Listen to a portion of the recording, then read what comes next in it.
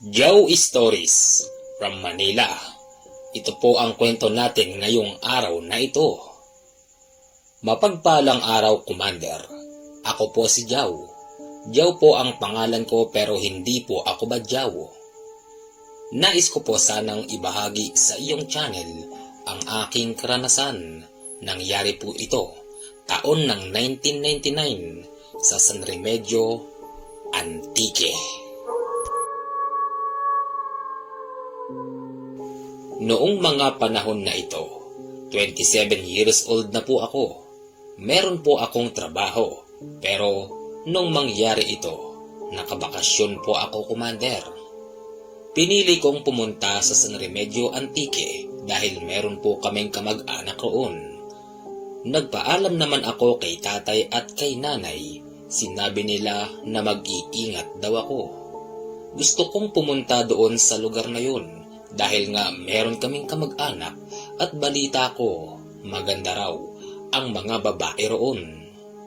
Liliwanagin ko lang, Commander, lalaki po ako, hindi po ako babae. Pagdating ko roon, lumapit sa akin ang aking kamag-anak. Tuwang-tuwa sila, Commander, dahil sa tagal ng panahon, ngayon lang po kami nagkita-kitang muli. Oh! Pamangkin! Naalibot ka! Bati sa akin ng aking tiyahin. Magandang araw po. Tiya, buti na lang po, alam ko pa yung daan papunta rito. Nung huling galing po ako rito parang 15 taon lang po yata ako nung kasama ko pa noon ang nanay at saka ang tatay. Oo nga mabuti naman at napasyal ka rito. Uwi ka naman ng isa ko pang tita. Ang tiyuhin ko noon ay abala sa pagsisibak ng kahoy dahil malapit ng umulan. Oh, Joe, nalibot ka. Tito, mano po? Kawaan ka ng Diyos, anak. Ano nga tin at napasyal ka rito sa San Remedyo? Tito, kasi kababakasyon ko lang po Naisipan ko po na magtungo rito upang makapag-relax man lang. Sa tagal ba naman ng panahon, Joe, na nawala ka? Ano na bang trabaho mo ngayon? Nag-uopisina po ako sa Manila. Good. Mukhang asensado na. Baka may pera ka dyan, pamangkin. Pautang naman. Opo, tito. Wala akong problema. Sige po. Biro lang yon ng aking tito. Matapos nito, pumasok na kami sa loob ng bahay. Sakto namang nakaluto noon ang aking tiyahin. Joe? Ano bang gusto mo? Kasi nakaluto na ako kung gusto mo, ipagluluto kita uli. Tita, ayos na po yan kung ano pong meron dyan. Yun na po ang kakainin natin. Hindi naman po kasi ako maarte. Tignan mo itong pamangkin mo. Laking Maynila, pero pagdating sa pagkaing probinsya, talaga namang hindi mo siya pwedeng subukan. Yan ang gusto ko. Ano, Joe? Ilang araw ka ba rito? Mga 1 linggo lang po, tito. 1 linggo? Abay, marami na tayong magagawa sa loob ng 1 linggo. O tara, kumain muna tayo at mukhang pagod ka sa biyahe. Siguro'y kailangan mo munang magpahinga. Sige po, tito. Pagkatapos namin kumain, nagpahinga muna ako, Commander. Nagising ako gabi na. Lumapit ako noon kay tito habang ito ay umiinom ng isang boteng alak. Oh, Joe, pamangkin, umiinom ka ba? Opo, tito. Pwede po bang makitagay, makijoin? Oo naman. Teka sandali, bibili lang ako. Tito, sama po ako. Hindi, ako na lang. Diyan ka lang. Sige po. Pagbalik ng tiyuhin ko, may dala na siyang isang bote. Nagtagay kaming dalawa. Joe, may asawa ka na ba? Tito, sa ngayon wala po Aba, kahina mo naman yata sa babae. Aba, yung kapatid ko, yung tatay mo, napakaagang nakapag-asawa niyan. Paano ba naman?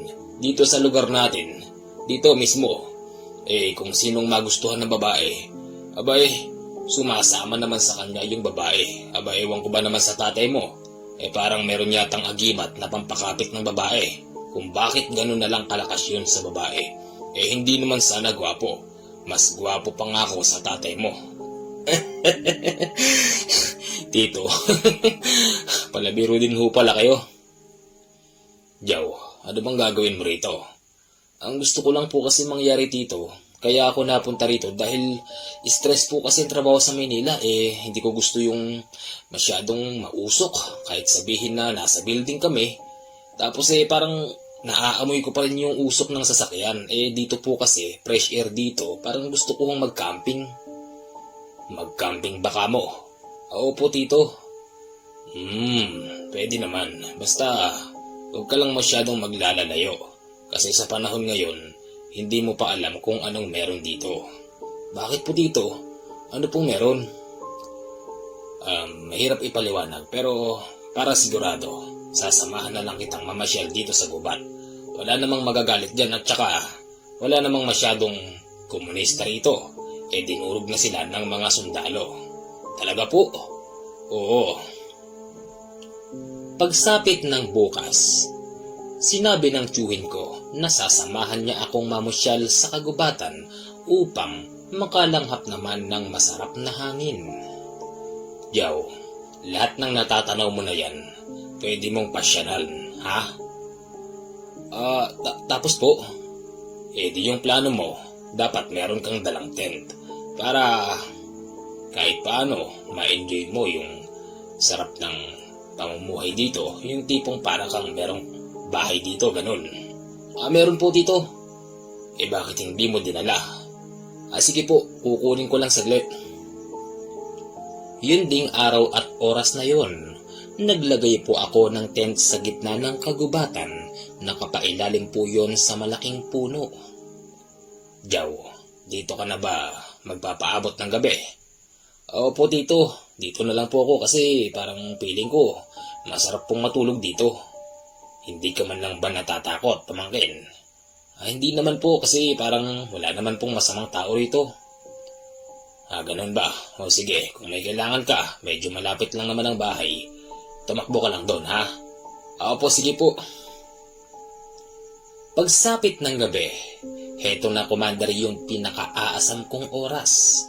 Gustong gusto ko po kasi yung nagsisiga ng kahoy tapos nag-iihaw ng manok at isda sa gitna ng kagubatan kahit gabing-gabi. Ganon nga po ang ginawa ko, Commander. Matapos po nun ay kumain ako. Nakatulog naman ako agad sa ginawa kong tent. Pagsapit ng madaling araw, naiihi ako, Commander. Hindi ko namalayan, parang wala na yata yung bahay ng tiyuhin at tiyahin ko. Teka, nasaan yung bahay nila, Tito? Tanaw lang dito yung sa tent ko, Wika ko sa aking sarili. Teka, huwag mo sabing may naglipat ng tent ko. Paano nangyari yun? Hindi naman ako lasing. Teka. Naglakad-lakad ako, Commander, sa gitna ng kagubatan. Dala ko noon yung sulo. Nakikita ko naman yung daanan. Kaya lamang, Commander, nakaramdam ako ng tila ba merong kumagat sa aking binti. Nung ilawan ko ito, ay merong isang maliit na ahas na halos kasing daliri lang po natin. Pero napakasakit po ng kagat niya. Aray ko! Kinagat pa ako ng ahas. Ano ba to? Madali akong nagtatakbo sa kawalan. Hindi ko alam kung saan ako magtutungo hanggang sa nakakita ako ng isang kubo. Tanaw na tanaw ko yung kubo dahil nasisinagan ito ng sikat ng buwan. Nagbaka sakali ako, Commander, na merong tao roon. Hihingi sana ako ng tulong dahil nga nakagat ako ng maliit na ahas. Yung kubo na yun ay hindi naman masyadong kalayuan sa lugar kung saan po ako nakagat. Tao po! May tao po ba dyan? Makikistorbo nga po. Tao po! Wika ako sa labas. Akala ko, Commander, walang tao roon pero meron pala. Nung bumukas yung pintuan, merong isang matandang payat ang bumungad sa akin. Ang wika nito, Commander. Anong kailangan mo? Magandang madaling araw po. Sino ka? Ako ho si Jaw. Hingi lang po akong tulong. Natuklaw po kasi ako ng ahas eh. Ano ba kasing ginagawa mo rito ng ganyang oras, iho? Meron po akong tent. Andun lang po medyo malapit lang ho yun sa bahay ng tiyahin ko. Bahay? Wala namang bahay malapit dito. Paano nangyari yun? Hindi ko po alam. Halika at gamutin natin yang sugat mo. Pagpasok ko sa kanyang bahay, nakaamoy agad ako, Commander, ng malansa. Hindi lang yun, ginala ko ang aking mga mata. Nakakita ako ron ng kakaiba.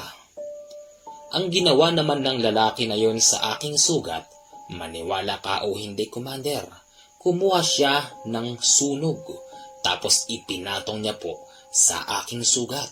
Matapos nito, Commander, sinipsip niya yung dugo.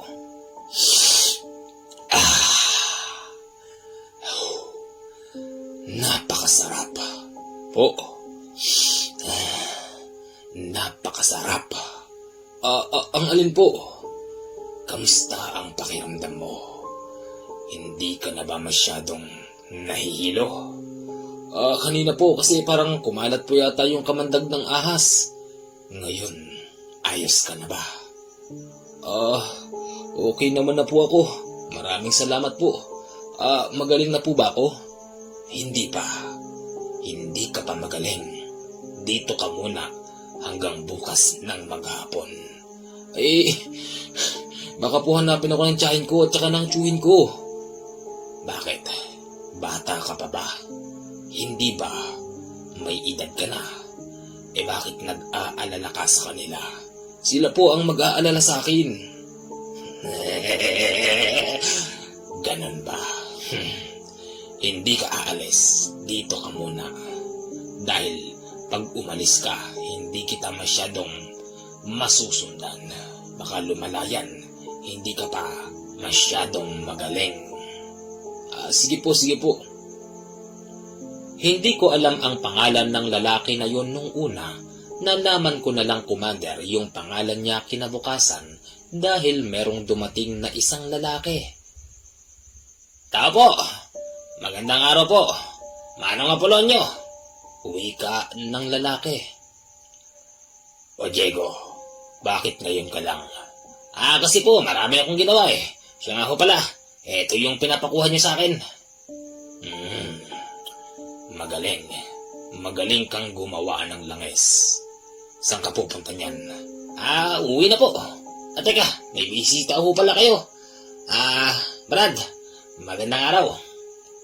Magandang araw din sa'yo, Brad. Ako nga pala si Jaw. Ako naman si Diego. Teka, nagpapagamot po kayo? Oo, kasi natuklaw ako ng ahas kaninang madaling araw. Sakto-sakto. Si Manong Apolonio, magaling namang gagamot yan.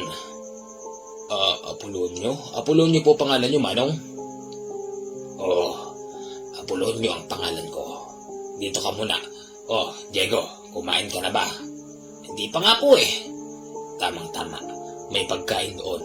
Hindi pa kami kumakain ng aking panauhing pangdangal. Sabay-sabay na tayong kumain. Sige po. Nung kumain kami, Commander, ayos naman. Normal naman ang pagkain.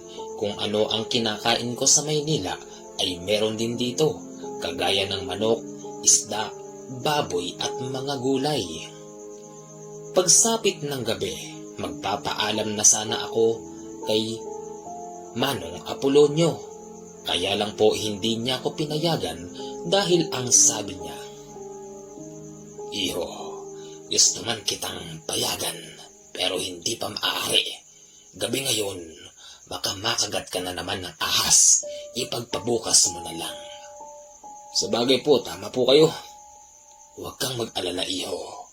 Bukas na bukas, ihahatid kita sa inyo. Baka kasi mahirap na Ano po yun? Basta. Pagsapit ng umaga, aalis na sana kami ni Manong Apolonio nung biglang merong dumating na isang lalaki. Ang wika nito, Matandang Apolonio. "Bakit? Nandito ka na naman." Nakita ko kasi. "Ang alin? Ano na naman ba?" Nakita ko na meron kang bisita. Baka naman pwede ko siyang makilala. Teka sandali po, Bakit ho tinatawag niyo siyang Tandang Apolonio? Mas matanda pa nga ho kayo. Yan ang hindi mo alam. Yan ang hirap sa'yo. Sumasama ka sa isang tao na hindi mo alam kung ano ang historya sa buhay niya. Bahala na nga po kayo. Kung ano man ang nalalaman nyo, labas na po ako dyan. Manong Apolonio, aalis na po ako. Ako na lang po siguro ang uuwi. Kaya ko na. Hindi ka muna aalis, Jao. Dito ka muna, pansamantala. Bakit kasi hindi mo hayaan umalis ang tayo? Matandang Apolonio? Ano bang kailangan mo? Ang kailangan ko ang dayo. Uuwi na siya, di ba? Ihahatid ko na siya nang makauwi siya ng maayos. Iho, hindi ka ba sinaktan ni Matandang Apolonio? Bakit naman po niya ako sasaktan? Wala naman ho akong ginagawang masama. Ang katunayan nga ho niyan tinulungan niya ako dahil nakagat niya ako ng ahas. Ahas ba ka mo? Alin? Ayun ba? May itinuturo yung matanda.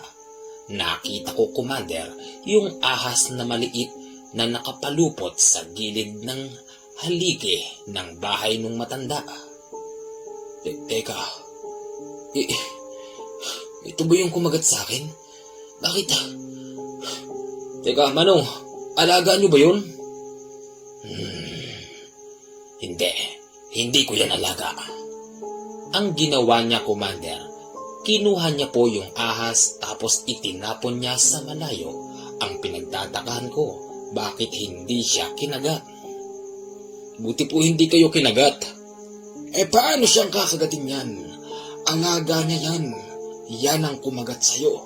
Sinadya yun ni Matandang Apolonio para pumunta siya sa'yo. Tigilan mo na ang kalokohan na ito. Apolonio, Matandang Apolonio. Ikaw talaga. Sa tuwi-tuwi na lang meron akong bisita. Palagi ka na lang nakikialam. Tandaan mo, sa lugar na ito, walang sino man ang bumangga sa akin maliban lang sa'yo. Totoo, maliban lang sa akin. Pero, ang iba ay naghahanda na rin upang labanan ka. Sa mga oras na ito, naguguluhan na ako, Commander. Hindi ko alam kung ano ba ang kanilang pinag-uusapan. Anong pangalan mo, iho? Ako po si Jao. Halika, lumapit ka sa akin.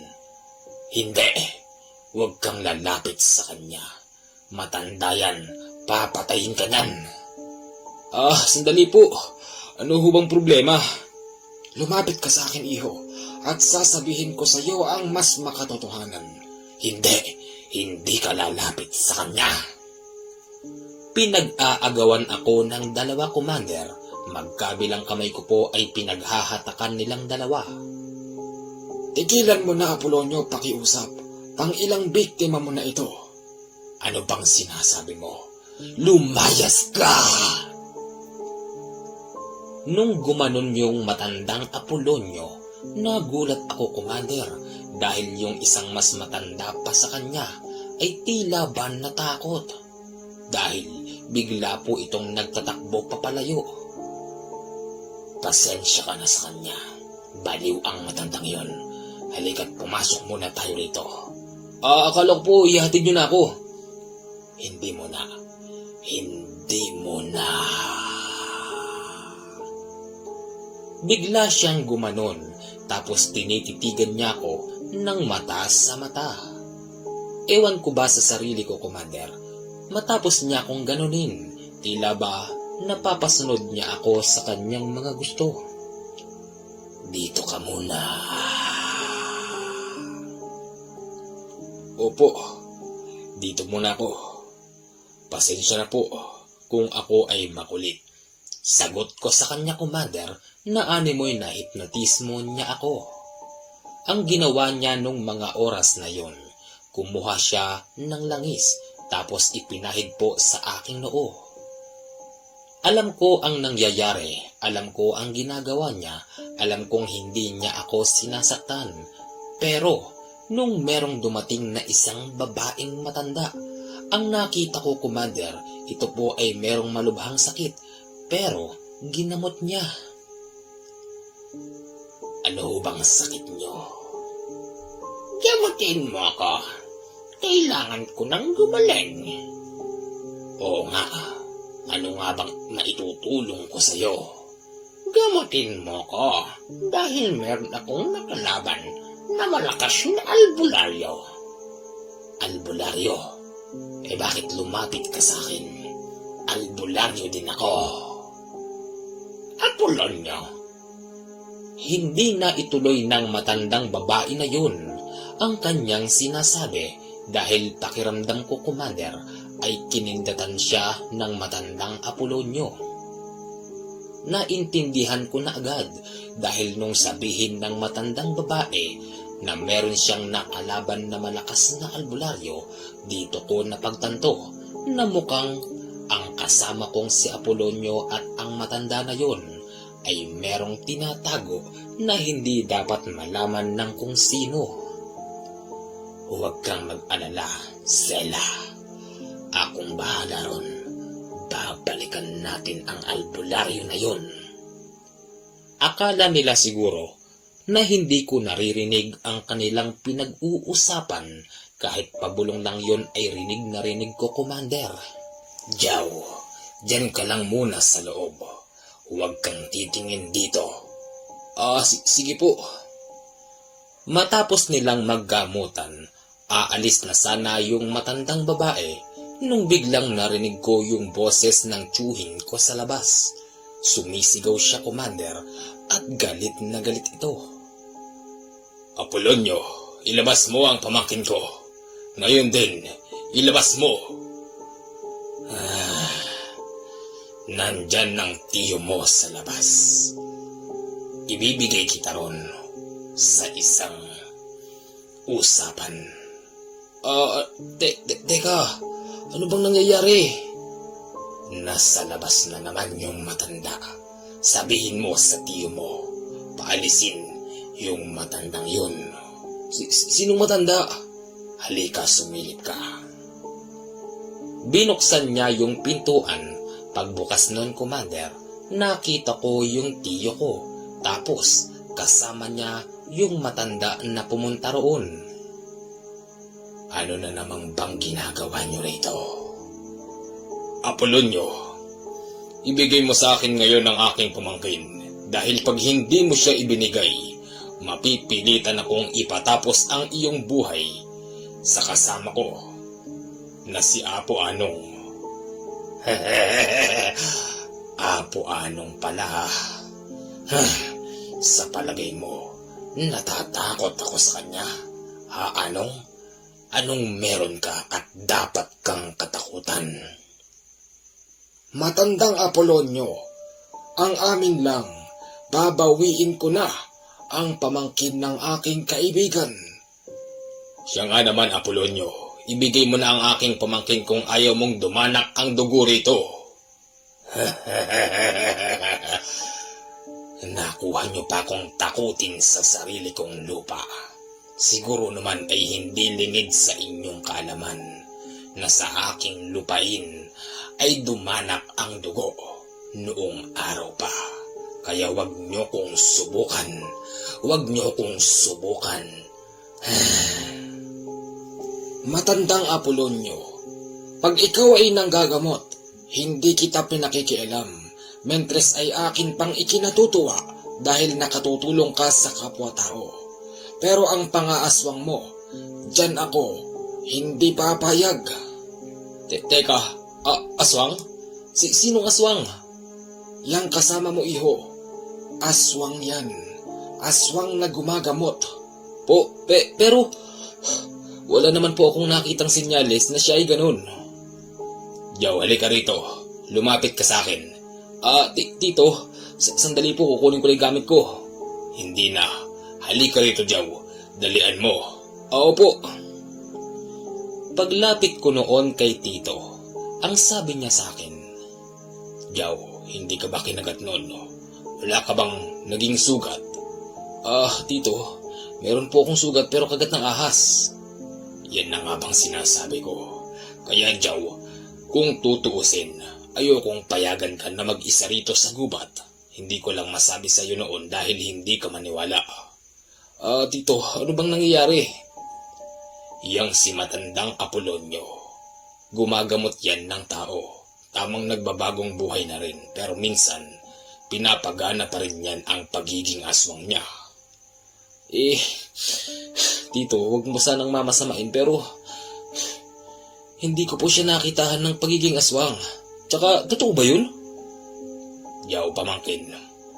Maniwala ka sa akin. Totoo ang sinasabi ko. Hindi ba, Apo Anong? Totoo yun, iho. O ngayon, matandang Apolonyo, nabawi na namin siya na walang dumanak ang dugo. Paano? Aalis na kami. Hindi kumibo si matandang Apolonyo pero ang kumibo, Commander, yung isang matandang babae na ginamot ng matandang Apolonyo. Ikaw pala si Anong? Ako nga. Ikaw ba si Sela? Ako nga. Tignan mo nga naman ang pagkakataon. Dito ka pa lumapit sa kapwa mong walang silbi. Bakit? Sa palagay mo, natapos mo na ako. Hindi pa, Anong. Hindi pa. Mahaba pa ang aking buhay. Kung ganun, nagkaharap na tayo ngayon. Anong gagawin mo? Pagtutulungan nyo kong dalawa ni matandang Apolonyo? Hindi naman. Merong ibang araw. Magkikita tayong muli, Anong. Tandaan mo yan. Tandaan mo yan. At idadamay ko na ang iyong mga kasama. Hindi naman ako natatakot sa inyo. Ang akin lang naman, kukunin ko na ang batang ito. Sige, kunin mo na. Kunin mo na, Anong. Lumayas na kayo. Umalis naman kami noon, Commander. Pag-uwi namin sa bahay, dito ko ikinuwento sa aking tiyo ang nangyari. Yun nga po, tiyo, ang totoo. Natulog lang ako eh. Pagising ko, wala naman na po yung bahay nyo. Hindi ko man lang naramdaman kung meron bang bumuhat ng tent ko. Pero hindi naman ako lasing. Imposibleng hindi ko maramdaman eh. Jow, kaya hindi mo naramdaman. Dahil yung si matandang Apolonyo ay may ginamit na ritual upang mahimbing ang iyong tulog. Tama ba ako dun, Apo Anong? Tama ka roon. Ganyan ang ginagawa ng Apolonyo na yan sa tuwing meron siyang naaamoy na mga inosenteng tao ang nagkakamping sa kagubatan na ito.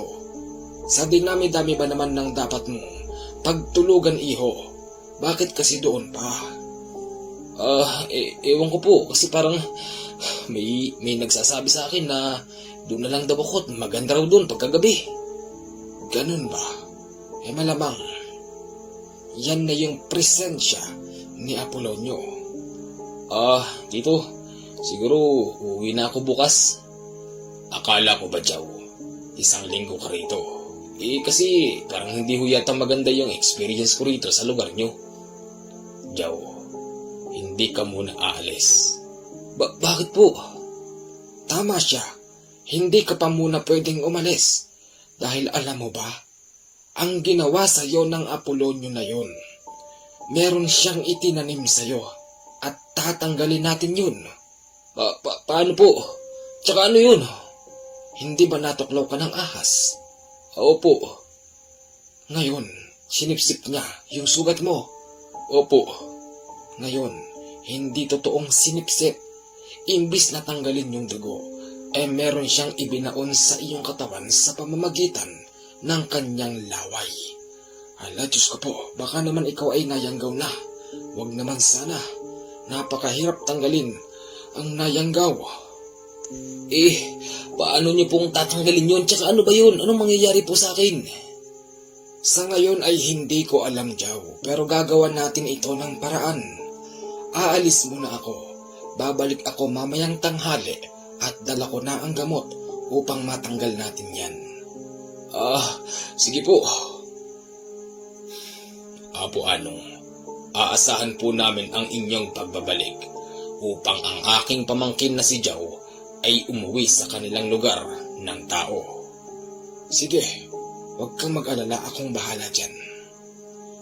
Bago sumapit ang tanghali, Commander, nakakaramdam ako sa sarili ko ng paglalaway, lalong-lalo na pag nakikita ko ang alagang manok ng tiyo na naglalakad sa lupa. Ganun, at naglalaway ako parang ang sarap yata ng manok na yun . Para akong adik nung mga oras na ito. Labas po ng labas ang aking dila at pinupunasan ko ang aking laway na paunti-unti nang tumutulo. Hindi nagtagal, dumating na noon si Apo Anong, ang bungad nito sa akin. Jaw, halika rito! Madali ka! Bakit po? Bakit po? Halika rito! Sa harap-harapan mismo ni Apo Anong, naglalabas po ako ng laway. Hindi ko talaga mapigilan noon ang aking sarili hanggang sa nagulat ako, Commander, nang pasakan niya ng damit ang aking bunganga. Akala ko naman kung ano ang gagawin niya. Nagulat na lang ako nang meron ng pasak na damit ang aking bunganga. Meron siyang kinuha sa kanyang bulsa. Mga dahon na pinitpit. Pinilit niya itong ipinalulon sa akin at sinamahan pa ito ng isang basong langis na bagong luto mula sa niyog.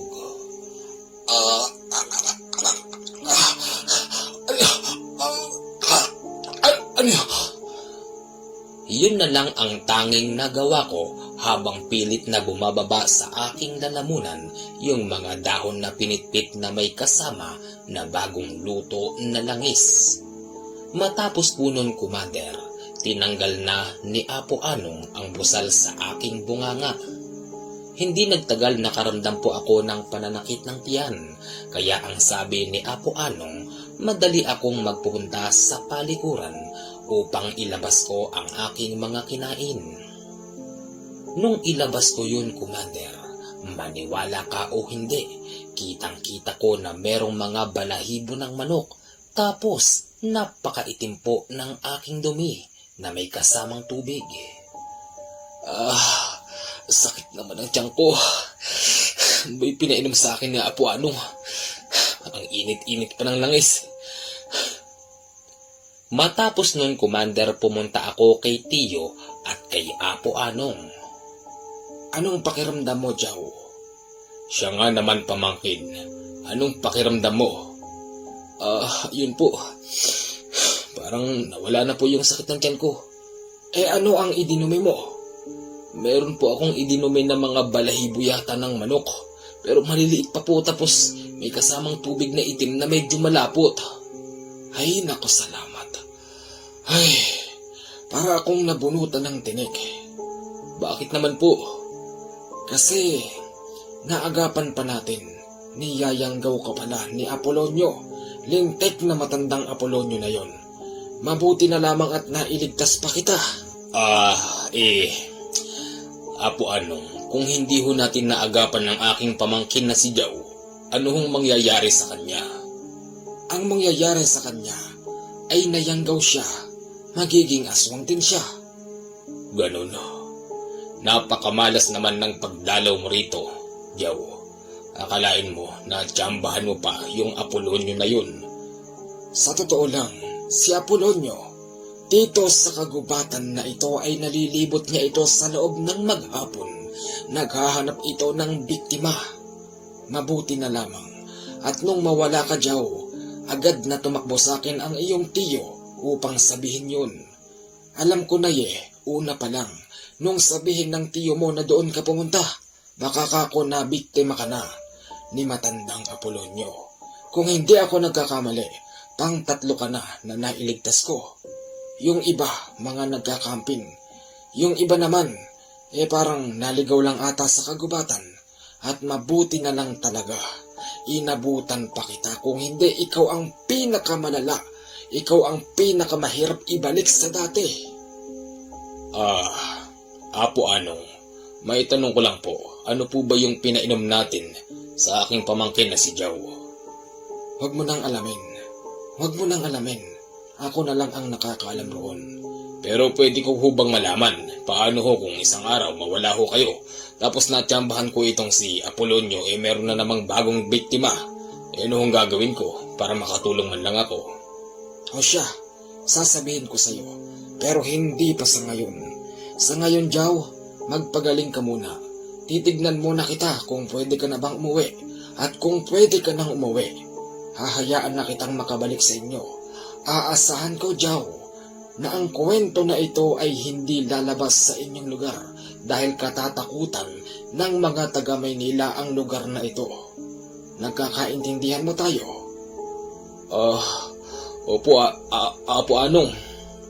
Makalipas po ang 2 araw, pinayagan na ako ng tiyo at ng Apo Anong na bumalik ng Maynila. Kaya lang po, Commander, tila ba merong pumipigil sa akin dahil nung araw na yon, tamad na tamad akong maligo, ni ayaw ko man lang bumangon sa aking higaan. Yaw, pamangkin, akala ko ba'y uuwi ka na ngayon? Bakit hindi ka pa bumabangon? Tanghali na. Tito, para akong tinatamad parang lambot-lambot ng katawan ko.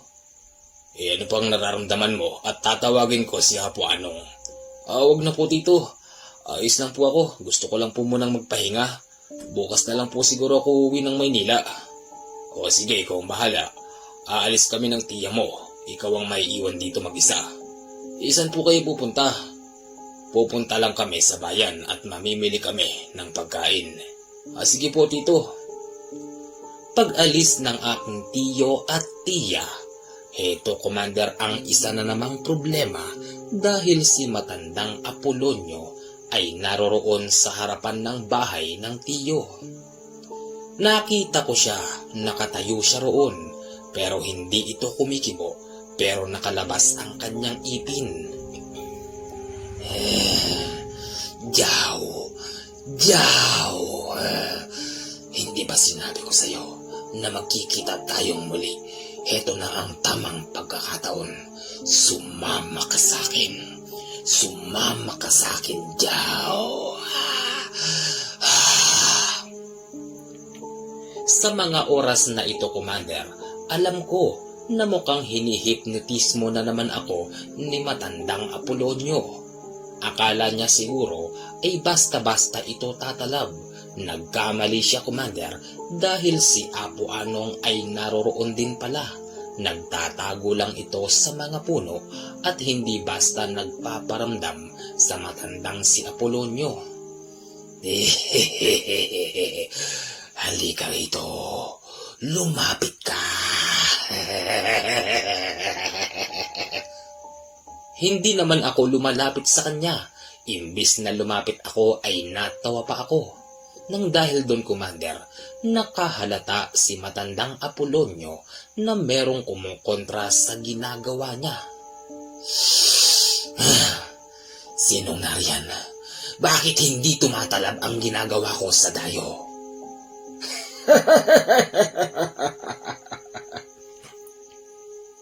Apolonio, matandang Apolonio, naririto ako.